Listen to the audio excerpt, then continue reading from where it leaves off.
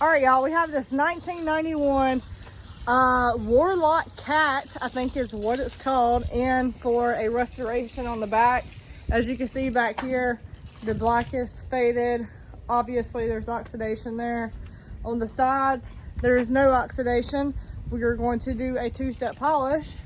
Then on the inside, we are going to wet sand everything in there, the floor and the dash. It's been completely gutted for us. The motor's not in there. Nothing's in the way. So what we're going to do first is wash it. And I think, if I'm correct, I think this has been sitting since 2004. We are not going to use the yellow wool pad because it's very thin. So we're going to use the Roots polisher with the foam pad. And on the bottom, we're going to use the yellow wool with the rotary and finish off with the short throw polisher. So stay tuned. All right, so we got it washed and everything, so we're gonna go ahead and do the hard part first. We're going to go in and dry sand. As you see, it has not been sanded right there.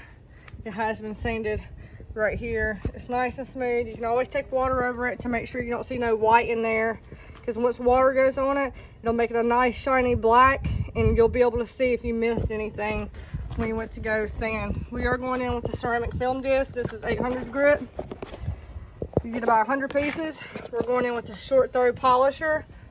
We put it on here with a interface pad. You never want to put it on there on the flat part, so put it on there with the interface pad. And you want to go on a very low medium setting in a nice even pattern. You do not want to do this fast. Dry sanding is more aggressive. It will get it done faster. So just keep that in mind. We still wet sand. You can stop right here with 800 grit if you're going to do a intense polishing session with the yellow wool and finish off with a short throw with ignition. Or after 800 dry, you can go in with 1000 wet. So now we're gonna wipe it off for you and show you what it looks like. Looks like we'll have to do another pass, because even with the dry, you can see that white all up in here. You want to use that piece about one more time, and then you want to switch it out to a fresh new piece.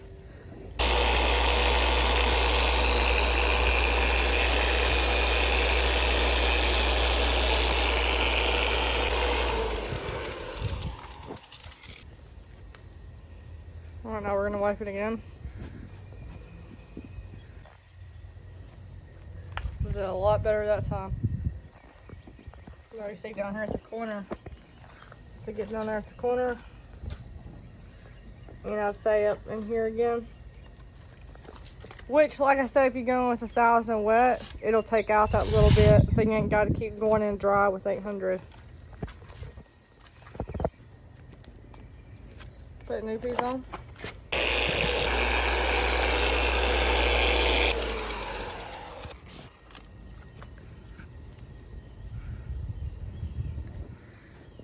If you don't want to do it like we are with glass cleaner by just spraying it, you can always take your hose pipe and like just run the water over it and see. Which we can do that to show y'all, so let's do that.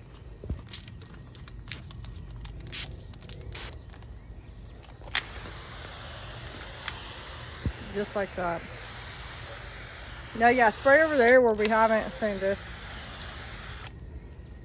Alright, now let's get up close. Looks pretty good and solid to me.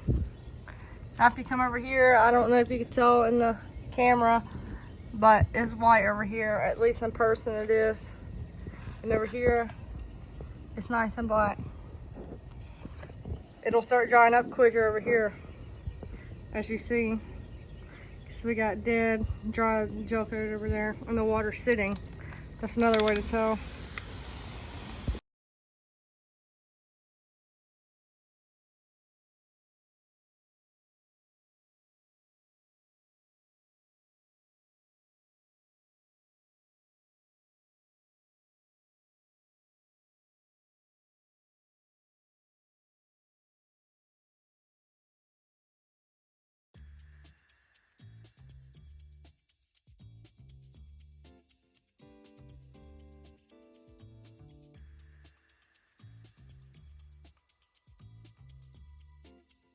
Okay, we have everything done with the machine. Now I'm just going in by hand and ever so lightly hand sanding the areas that the machine could not get.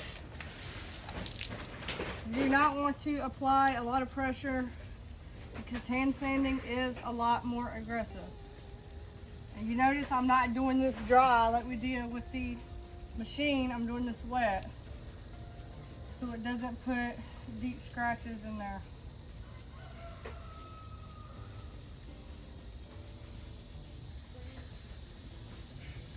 I'm just lightly gliding it across. I also got down here right above that bump. Just a lot of like sealant, caulk stuff in there. So I'm not going to sand that. That needs to stay.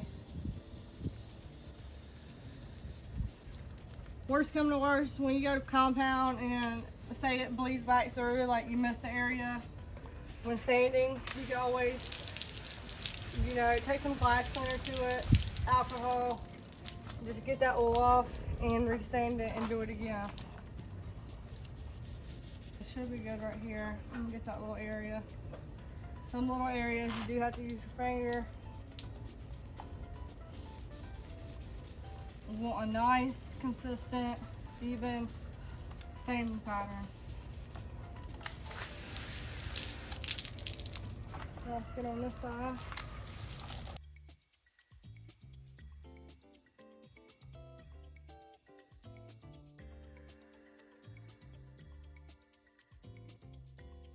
All right, now we're going to show you how to polish. This is our double-sided yellow wool pad by Lake Country with our 3M Quick Connect. We are going to go ahead and rub this in. I'm going to start on 600 just to get it spread out. And then we're going to go to 2200 RPMs. 22 to 26 with a lot of pressure, but you want to keep it moving or you will burn it.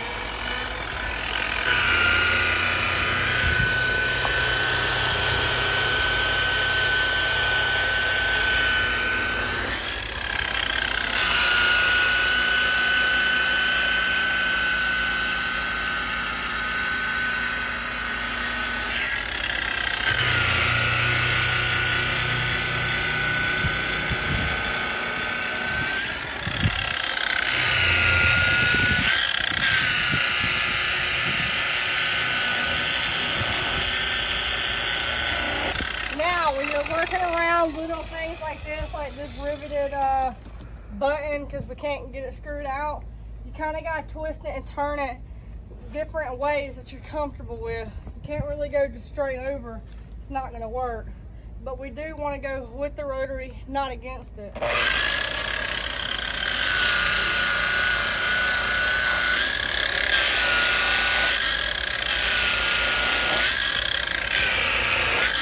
With the rotary by going to the left. I'm not going to the right.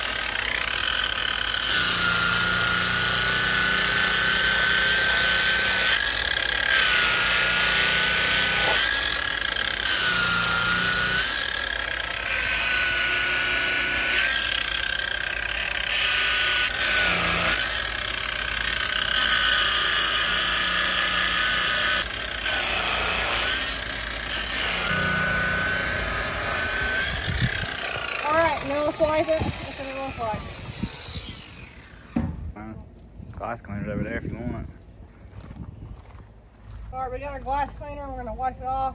Ideally, you don't want to use a rag like this, but this is not our final step of polish. So if it puts anything in there, it'll be very minor. The short turn ignition, we'll get it out. Let's do it one more time.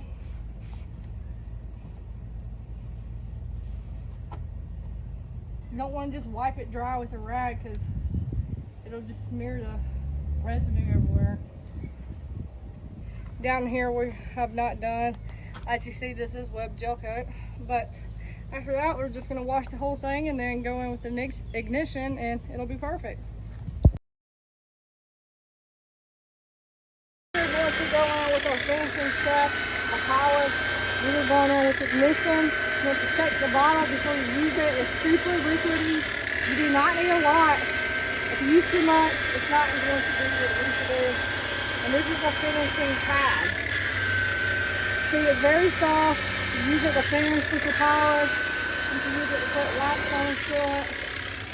Now what we're going to do is fill a few little dots, just like that. We're going to spread it on there. Then we're going to go and finish it off on about setting 3. You want to make it quick, easy, and simple. You do not want to work it in too long, or the pad itself will put in like weird effects, and you don't want to do that. Because once the polish is gone, it's going to start like rubbing onto the surface and putting in weird stuff. I don't know. This happens, so you know, don't do it. Alright, working in 2 by 2 sections. We spread in on setting 1 and go to 3.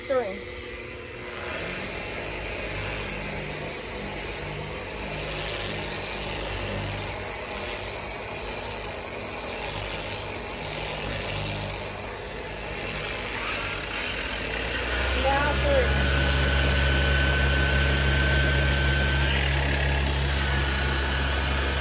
You want to put very light pressure. You do not want to press down on here. Maybe that was cool, I don't know. You just want to see clarity once you start polishing it in. Let's go ahead and wipe it off so it looks like. Alright, I'm going in with my invisible wire.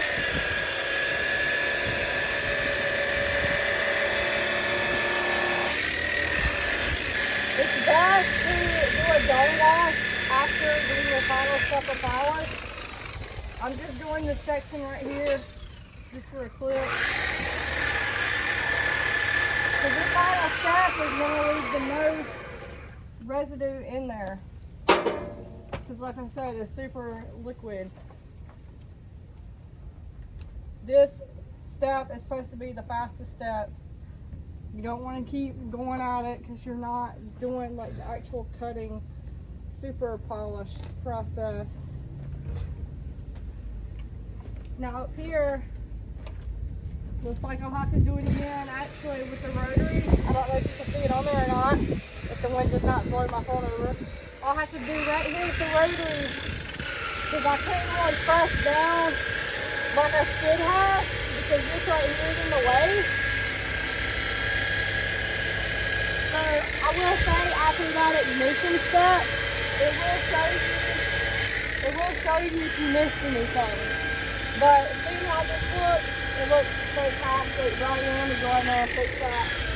So once you're done doing all the steps and everything, you're sanding, wet sanding, compounding, and the 2 steps of polish, you don't even have to do ignition. If you like the way Finish R or Elevate looks, send it. But with us, this thing is getting the whole 9, okay? If you want to do a dome wash, you put your sand on ceramic, and that's it. Alright, we're done sanding the whole back, so now we are starting to compound.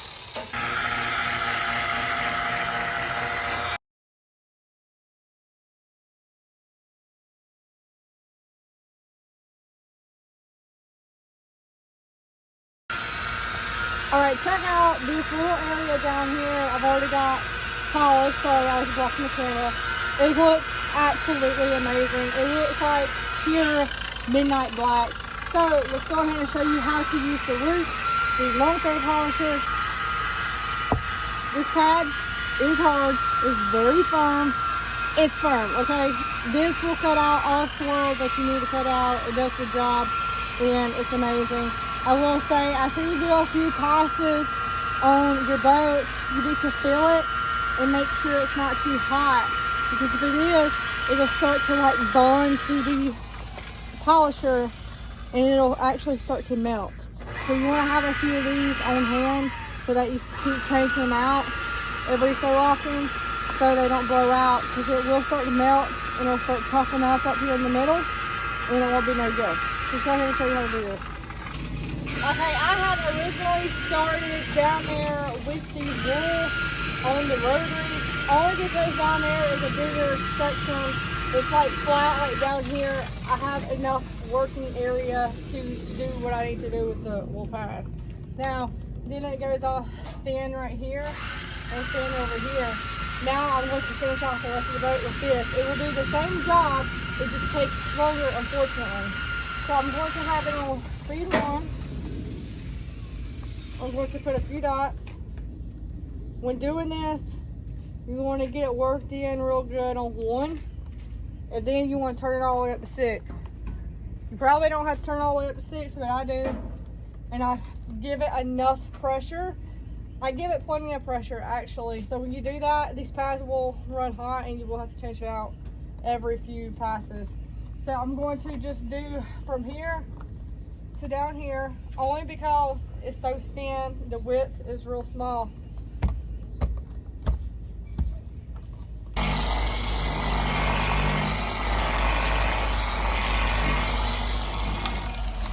All right, after that we're gonna turn up to 6. Now I'm gonna do about, I say 2 to 3 passes with a lot of pressure, not too ungodly much, okay? Just enough, because it's the heat and the friction that cuts out all of these swirls. So I'm gonna say 2 to 3 passes and we'll be good.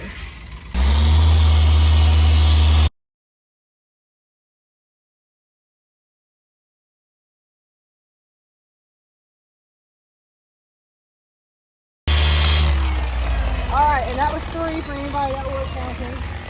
Now I finally actually got me a fluffy towel. You really want to stay away from the edge towels, the edges on it. I'm going to carry on down here with the rest of the boat, and then I'm going to ignition it. Now really, you don't have to ignition after using the lone throw polisher like that. That's really for if you're going in with the rotary and the yellow wool. But I really want to add a lot of pop to this boat because this is a very good customer of ours, and we got black on there, so I really just want it to pop as much as possible.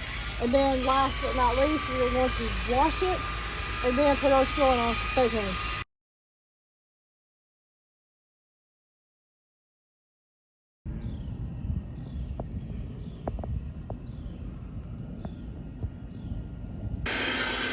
All right, now I'm going to try to get this little small area right here with the mini polisher. Just our Milwaukee, and I got me a pad on here.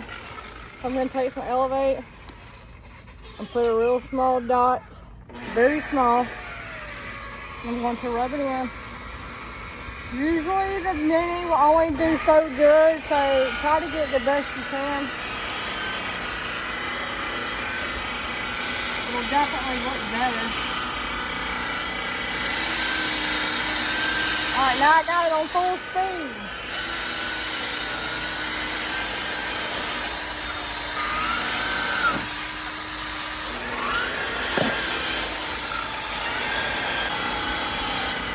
Like I said, that should be good, and the heat is what gets it. If your pad ain't hot, you're doing something wrong. Now, let's go ahead and wipe it. Obviously, I couldn't get up there. See? Looks 100 times better. So, I'm going to have to get right here. So, let's go ahead and do it. This has a 1 and 2 setting on here.